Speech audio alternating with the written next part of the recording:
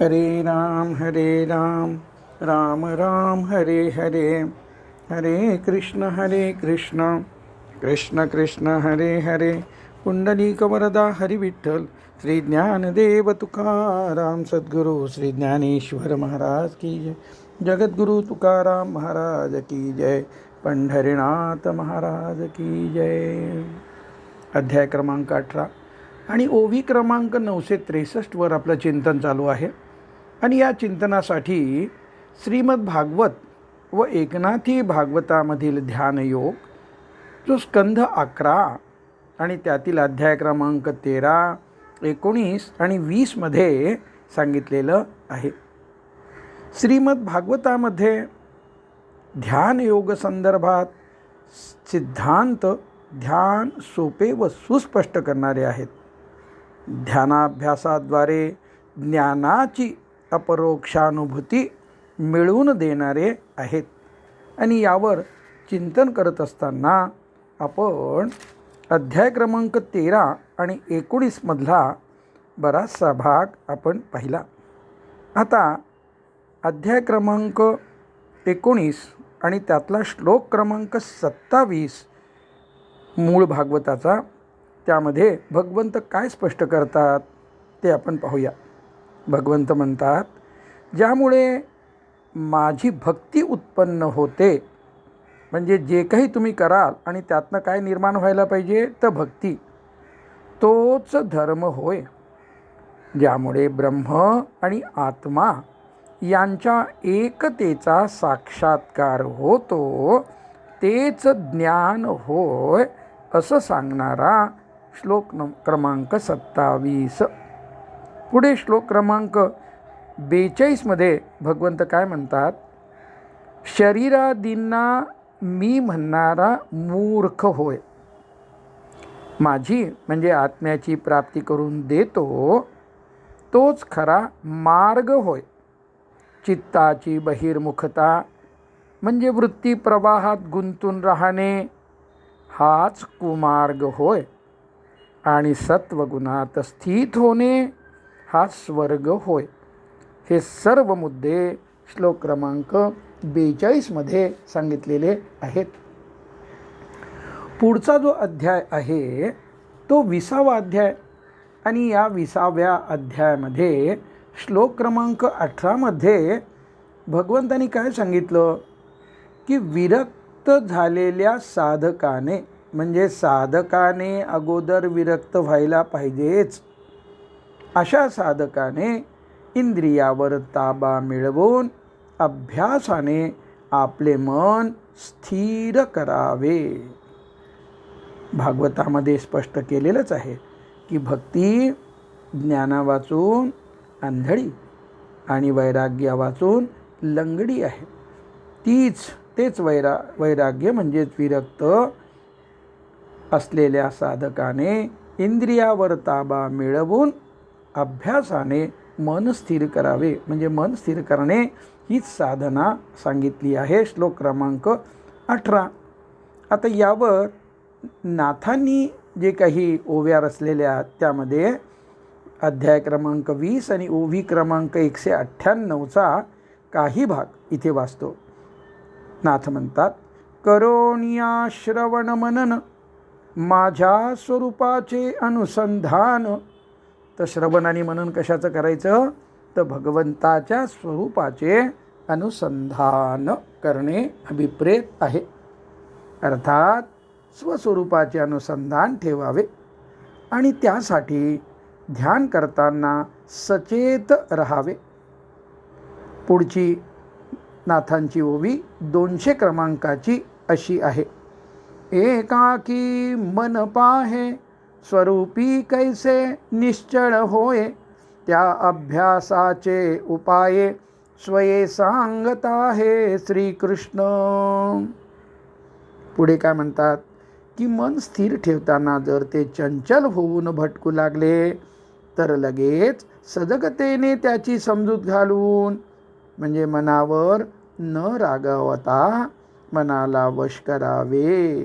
हे कुठे सांगितलं? श्लोक क्रमांक 19.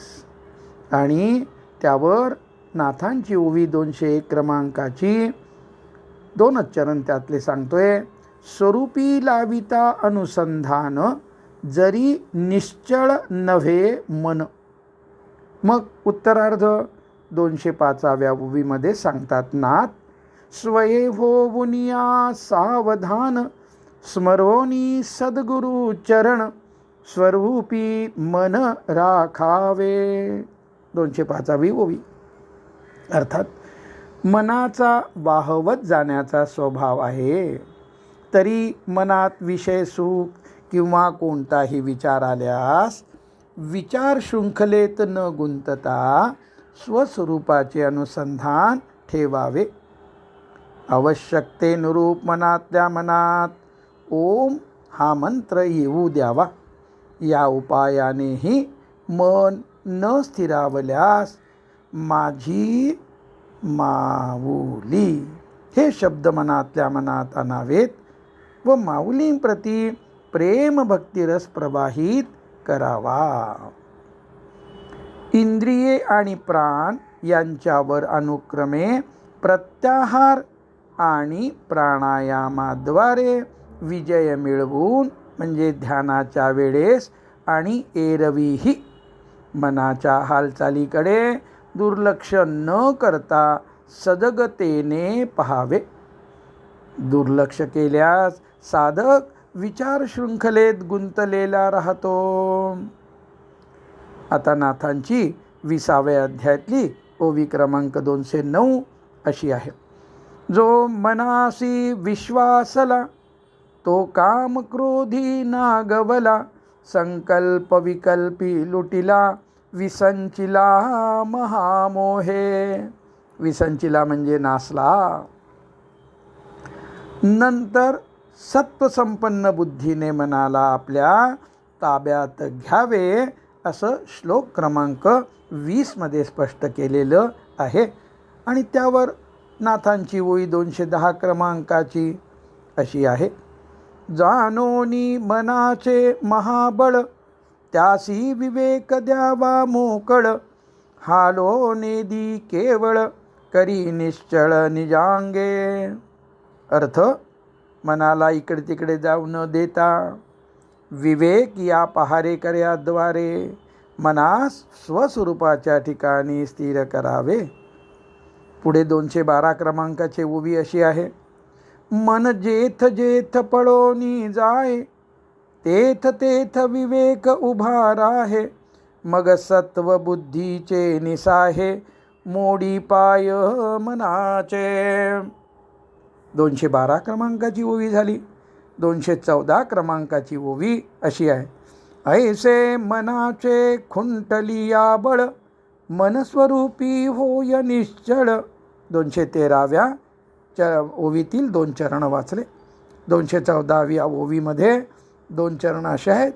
या परी स्वरूपी मन, स्वये पावे समाधान. अशा सुखोपायाने शब्दरहित झालेले मन आत्मानुभवात ध्यान करताना स्वतःच्या ठिकाणी समाधानाने आपोआप स्थिर होते. म्हणून भगवंत म्हणतात, घोडेस्वार जसा प्रथम घोड्याच्या कलाने घेऊन. श्लोक क्रमांक 21 आपण चिंतन करतोय. अध्याय 20 श्लोक 21. घोड्याच्या कलाने जसं आपण प्रथम घेतो, नंतर त्याला स्वतःच्या इच्छेने चालवितो. अगोदर घोड्याच्या कलानं घ्यायचं, नंतर आपली इच्छा. त्याप्रमाणे मनाचा स्वभाव जाणून घेऊन मनाला आपल्या ताब्यात ठेवणे हाच खरा योग होय, असं 21व्या श्लोकामध्ये श्रीमद्भागवतात स्पष्ट केलेलं आहे. 23व्या श्लोकामध्ये काय म्हणतात भगवंत? जो मनुष्य विषयांचा उबग येऊन विरक्त झालाय आणि जो गुरूंचा उपदेश चांगल्या प्रकारे जाणून घेऊन आत्मस्वरूपाच्या चिंतनात मग्न राहतो, त्याचे मन चंचलता सोडून देते. विषयाचा उबग येणं आवश्यकता आहे, त्यामुळं विरक्ती येऊ शकते. आणि अशी झाली तर गुरुच्या उपदेशानुसार मन चंचलता सोडून द्यायचे, असं 23व्या श्लोकामध्ये स्पष्ट केलेलं आहे. पुढे काय सांगतात, ध्यान करताना चिंतन करावयाचे नाही, ध्यान करताना शब्दरहित व्हावयाचे आहे. ध्यानाभ्यासाची परिपक्वता प्राप्त झाल्याने जागृतीत आत्मसाक्षात्कार होत असतो.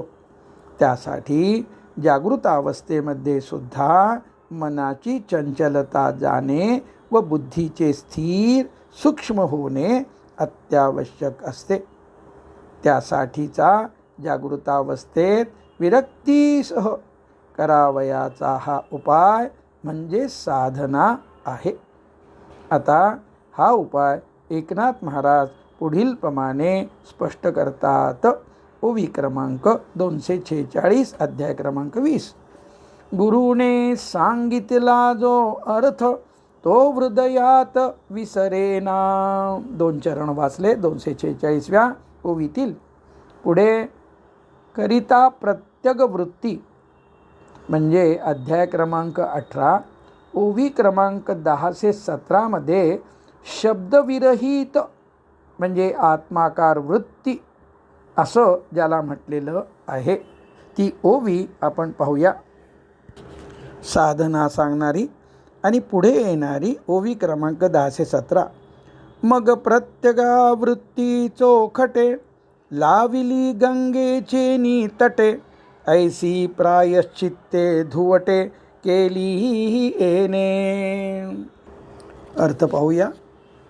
विषयापासून परत फिरून मग ती इंद्रिये शुद्ध अशा शब्दविरहित आत्माकार झालेल्या वृत्तिरूपी गंगेच्या तीरावर आणून ठेवली. वृत्ती अंतर्मुख केली की बाह्य विषय संपलेला असतो व चित्तात विषयाचे चिंतन करावयाचे नसते. चित्तात विषयाचे चिंतन प्रामुख्याने विचाराद्वारे म्हणजेच शब्दाद्वारे होत असते आणि त्यास रूप व भावनेची साथ असू शकते. त्या विचाराकडे साक्षीभूत होऊन पाहिल्याने हळूहळू विचार म्हणजे शब्द लयात जातात. साक्षीभूत होऊन पाहणं फार महत्त्वाचं आहे. विचाराच्या लयासोबत रूप व भावना आपोआप लयात जाते.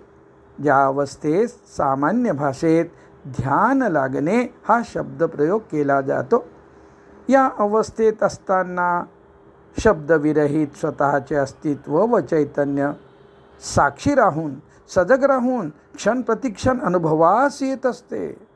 अनुभवाच्या या प्रवाहास म्हणजेच प्रत्यगावृत्तीस माऊलीचा शब्द आहे.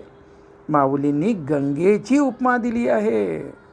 शास्त्राप्रमाणे गंगा स्नान म्हणजे घडलेल्या पापापासून मुक्ती, प्रायश्चित्त, अंतर्बाह्य शुद्धता.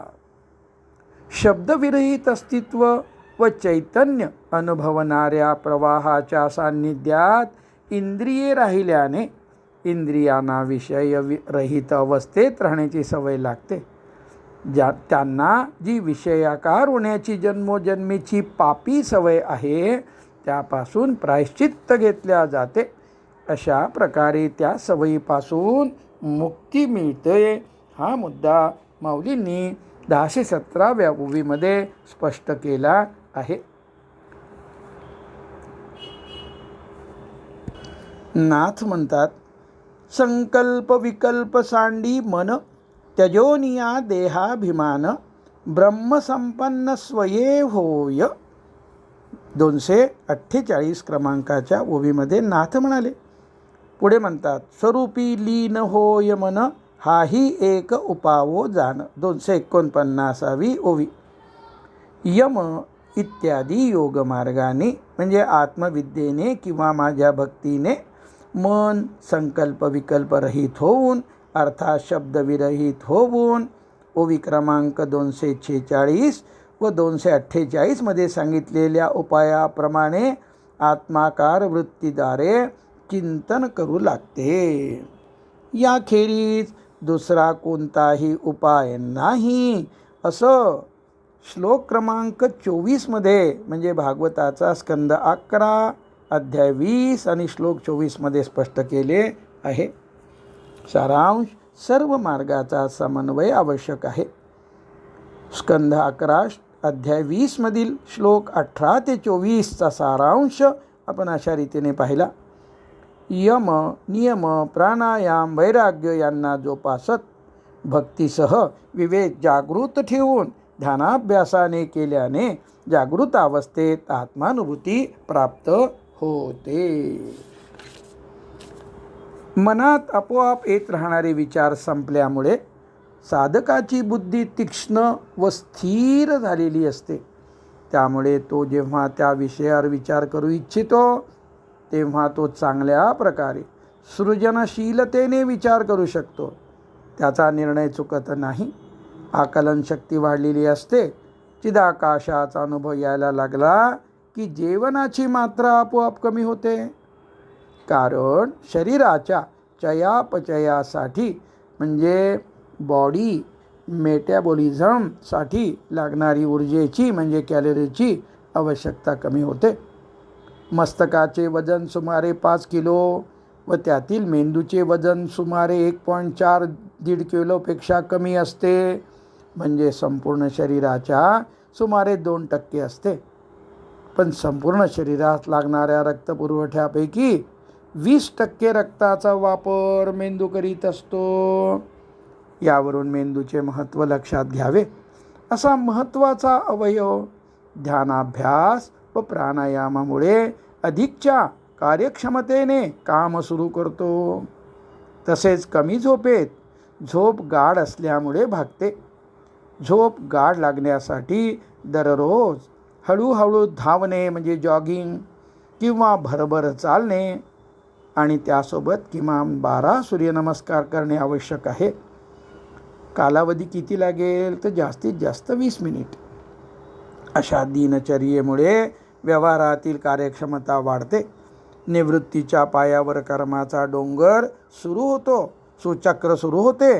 अशा भूमिकेवर ओवी क्रमांक 963 मध्ये सांगितलेल्या भूमिकेवर साधक आरूढ होतो आणि त्यासाठी ती ओवी 963 आणि आपण त्याचा अर्थ पुन्हा एकदा पाहणार आहोत. मनोनी नियमिलिया मानसी स्पृहानासो निजाय जैसी किंबहुना तो ऐसी भूमिका पावे. काय म्हणतात? इंद्रियाचा निग्रह म्हणजे नियंत्रण म्हणजेच कंट्रोल होतो व मनाचा निरोध होतो. कसा तर तो आपण पाहणार आहोत. वर्तमान क्षणात मनाला भूत व भविष्यात जाऊ न देता समग्रतेने सावध चित्ताने पूर्ण साक्षीभावाने राहण्याच्या साधनेमुळे अर्थात त्यासाठी श्वासाचे सहाय्य, सोहमभाव व शरीरात बदलत राहणाऱ्या संवेदनेचे सहाय्य घेऊन मनाच्या भरकटत जाण्याच्या स्वभावाचे नियमन व्हावयास लागते. आणि नियमन झालेल्या मनातील इच्छा आपोआप संपून जाते. मन शब्दरहित होते आणि चिदाकाशाचा प्रत्यय येत राहतो. अशा भूमिकेस तो साधक प्राप्त होतो असं माऊलींनी वरच्या ओवीत सांगितलेलं आहे.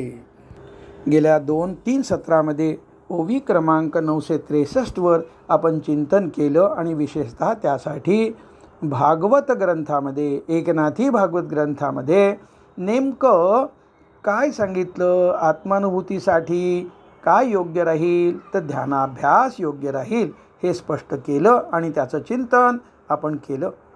आता माऊलींची पुढची ओवी 964 क्रमांकाची अनुभव सांगणारी आहे. आणि नैष्कर्म्य सिद्धिं परमाम हा जो श्लोकातला पदच्छेद आहे त्यावर आधारित ही ओवी. पै अन्यथा बोधू आघवा मावळोनी तया पांडवा बोधमात्रीची जीवा ठावो होय. 964. अर्जुना, साधकाच्या चित्तातील अन्यथा बोध, विपरिज्ञान मावळलेले असते. मनातील न संपणाऱ्या इच्छापूर्ती झाल्यास सुखाचा क्षण, अन्यथा दुःख सुरू. स्त्री, द्रव्य, कीर्ती, सत्ता इत्यादीची आसक्ती, तसे देहांकार व कर्तृत्वहंकार या चष्मातून दिसणारे जगत, चंगळवाद व स्पर्धात्मकामुळे मनाची सरलता लयात जाऊन प्राप्त झालेला चाणाक्षपणा, धूर्तपणा हा सर्व अन्यथा बोध आहे आणि हा बोध संपतो. शब्दरहित चिदाकाशातील स्वतःच्या अस्तित्वाचा, चैतन्याचा, आत्मानंदाचा अनुभव मनाचे भूत भविष्यात भरकटणे बंद होऊन क्षण प्रतिक्षण असे प्रवाही रूपाने वर्तमानात साक्षी भावाने राहणे, असा शुद्ध बोध म्हणजे अनुभवात्मक ज्ञान चित्तात अनुभवाला येते. आत्म्याचे स्वसंवेद्यत्व अनुभवाला येते. बोधमात्रीची जीवा ठावो होय. पुढची ओवी 965 क्रमांकाची सिद्धांत सांगणारी आहे. धरवणी वेचे सरे, तैसे भोगे प्राचीन पुरे, नवे तव नुपकरे, काहीची करू. 965. आता संचित काय, प्रारब्ध काय आणि क्रियमान काय. बांधून साठविलेले पाणी जसे वापरून संपते, तसे प्रारब्ध भोगून संपते, संचित नाहीसे होते आणि कर्तृत्व भावना उरली नसल्यामुळे नवीन कर्म करूनही कर्मफल म्हणजे पापपुण्यात्मक बंध म्हणजे ज्याला क्रियमान म्हणतात ते उत्पन्न होत नाही, असं माऊलींनी या ओवीत स्पष्ट केलेलं आहे. ऐसी कर्मे साम्य दशा, होय तेथ विरेशा, मग श्री गुरु आपैसा, भेटेची गा. 966.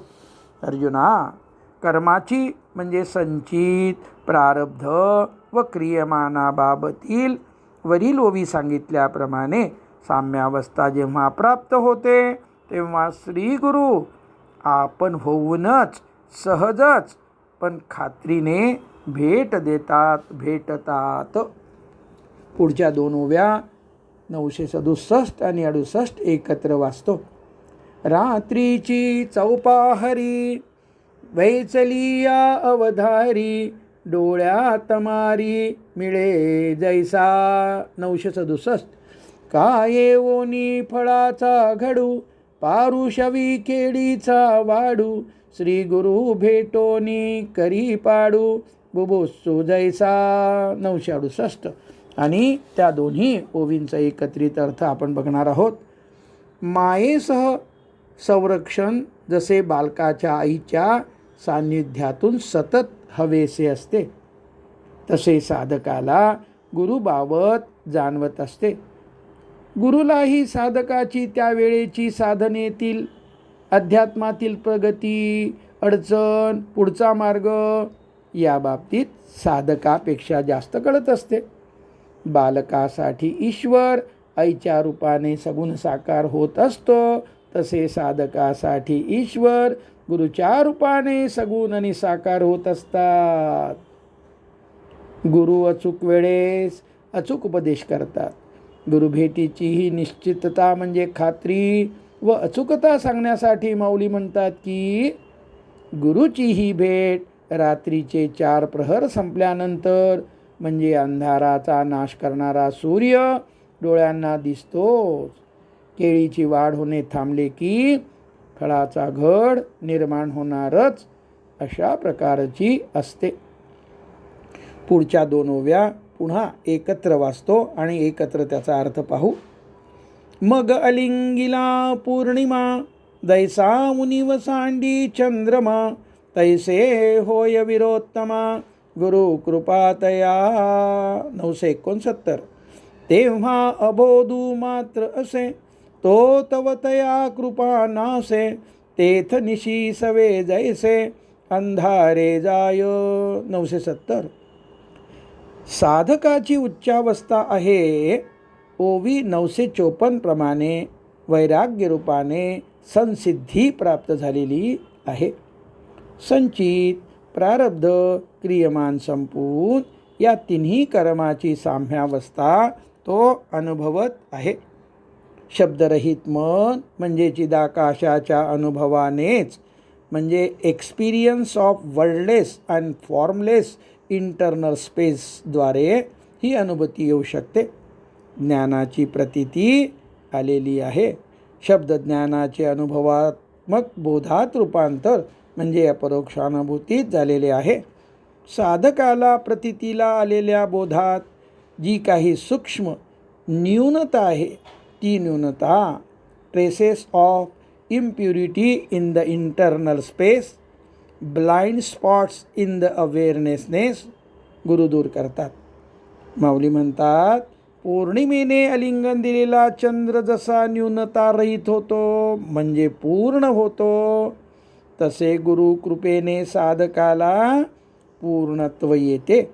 रात्रीच्या संपण्याने जसा अंधार दूर होतो, तसे गुरु कृपेने अबोध म्हणजे अज्ञान दूर होतो. पुढची ओवी अनुभव सांगणारी 971 क्रमांकाची अशी आहे. तैसी अबोधाची कुशी, कर्म करता कार्य ऐसी, त्रिपुटी असे ती तैसी गाभिने मारिली. जसे सूर्योदयामुळे रात्र आणि रात्रीसोबत काळोख असा दोन्हीचा नाश होतो, त्याप्रमाणे बोधाच्या प्रत्ययात अंतःकरण म्हणजे चित्त स्थिरावल्यामुळे तत्पूर्वी असलेला अबोध व त्या अबोधामुळे असलेला म्हणजे अबोधाच्या कुशीत असलेल्या कर्म, कर्ता व कार्य अर्थात क्रिया या त्रिपुटीचा असा दोन्हीचा नाश होतो. गर्भिणी मारली असता जसा गर्भिणीसोबत गर्भाचा नाश होतो, तसा मी करता, मी अशी अशी क्रिया केली व त्यामुळे अशा अशा माझ्या कर्माची उभारणी झाली, अशी ही त्रिपुटी असते. क्रियेशी संबंधित मी व कर्माशी संबंधित माझे अशी सर्वांची प्रतीती कर्मयोगाची साधना सिद्धीत जाण्यापूर्वी असते. क्रियेशी संबंधित मी हा देहांकार व कर्माशी संबंधित माझे हा कर्तृत्व अहंकार या दोन्ही प्रतीती शब्दाच्या माध्यमातून शब्दाच्या रूपाने चिदाकाशात येत असतात. चिदाकाशातील शब्द संपला की देहांकार व कर्तृत्व अहंकार या प्रतीतीही संपतात. कर्मेंद्रिये आणि ज्ञानेंद्रियेद्वारे देह क्रिया करतो. कर्माची उभारणी होत राहते. साक्षी निर्लिप्तपणे पाहत राहतो. क्रिया आणि कर्म हे साक्षीकडून पाहिले जात असल्याचे टळटळीतपणे अनुभवास येते. निव्वळ शब्द ज्ञान नाही. अशा रीतीने देहांकार कर्तृत्व अहंकार लयात जातो व त्यामुळे करता कर्म व कार्य, कार्य म्हणजे क्रिया, ही त्रिपुटी संपते. आता अनुभव सांगणारी माऊलीची 972 क्रमांकाची जी ओवी आहे ते संन्यासेन अधिगच्छती या पदच्छेदावर आधारलेली आहे. तैसेची अबोधनाशा सवे, नाशे क्रिया जात आघवे, ऐसा समूळ संभवे संन्यासुहा. बंध प्राप्त करून देणारे सर्व कर्म अविद्येसह म्हणजे त्रिपुटीसह लयात जाते व सर्व कर्म संन्यास घटित होतो. कसा, त्याचं चिंतन आपल्याला करणं आवश्यक आहे. साधक श्लोक 45 प्रमाणे संसिद्धीला, श्लोक 46 मध्ये सांगितल्याप्रमाणे आत्मभूतीला प्राप्त होतो. माऊली पुढील प्रमाणे स्पष्ट करून सांगतात. बुद्धी हृदयाच्या एकांतात म्हणजे चिदाकाशात स्थिर झाली. चित्ताला आत्म्याच्या ध्यास आवड लागली. बोधाच्या प्रत्ययात चित्त स्थिर झाले. या जागृत झालेल्या बोधामधील न्यूनता गुरुच्या उपदेशाने दूर होऊन बोधास पूर्णत्व आले. कर्ता, कर्म, क्रिया त्रिपुटी ही संपली. म्हणजे त्रिपुटीमुळे देहांकार व कर्तृत्वहंकारामुळे कर्माचा जो कर्त्याच्या ठिकाणी बंध होता तो संपला. कर्त्याच्या कर्माशी असलेला बंध संपला. याचाच अर्थ कर्त्याच्या बाबतीत बंध प्राप्त करून देणारे सर्व कर्म लयास गेले. माऊलीचे शब्द आहे, नाशे क्रियाजात आघवे. दुसरं चरण. या कारणामुळे त्रिपुटीमुळे हा कर्माचा बंध होता, तो बंध समूळ म्हणजे अविद्येसह त्रिपुटीसह लयास गेला. अशा रीतीने कर्माची उभारणी होत राहूनही कर्त्याकडून सर्व कर्माचा त्याग घडला, म्हणजे कर्त्याला सर्व कर्म संन्यासाची प्राप्ती झाली. तात्पर्य, याच रीतीने समूळ संन्यास शक्य होत असतो, घटित होत असतो. अर्थात निषिद्ध व काम्य कर्माच्या त्यागाप्रमाणे त्या त्यागासोबत इतर सर्व करणीय कर्माचाही त्याग केल्याने समूळ संन्यास संभवत नसतो. पुंडलिक वरदा हरी विठ्ठल श्री ज्ञानदेव तुकाराम सद्गुरू श्री ज्ञानेश्वर महाराज की जय. जगद्गुरु तुकाराम महाराज की जय. पंढरीनाथ भगवान की जय. विठ्ठल विठ्ठल विठ्ठल विठ्ठल. पुंडलिक वरदा हरी विठ्ठल श्री ज्ञानदेव तुकाराम सद्गुरू श्री ज्ञानेश्वर महाराज की जय. जगद्गुरु तुकाराम महाराज की जय. पंढरीनाथ भगवान की जय. आता 20 मिनिटाचं ध्यान आणि त्यासाठी सिद्धमंत्र. माझी माऊली.